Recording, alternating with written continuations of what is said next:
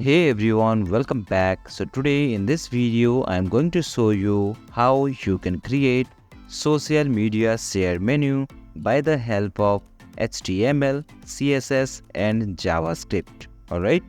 Okay, so let me show you the output first so that you can get the better idea about what we are going to create over here. Okay? So let's have a look how the output is look like.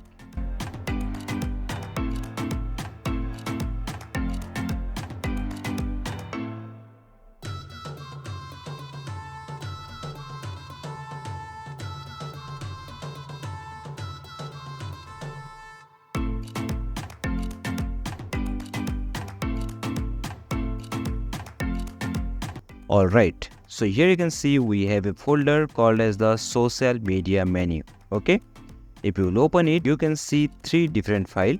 First one is HTML file, that is index.html. Alright, next is style.css file, and third is JavaScript file. Okay, so these are the three files that I have created for creating that output. Alright, so if you want to see what code that I have written inside that, so you have to open your text editor like PyCharm or plain text. Okay,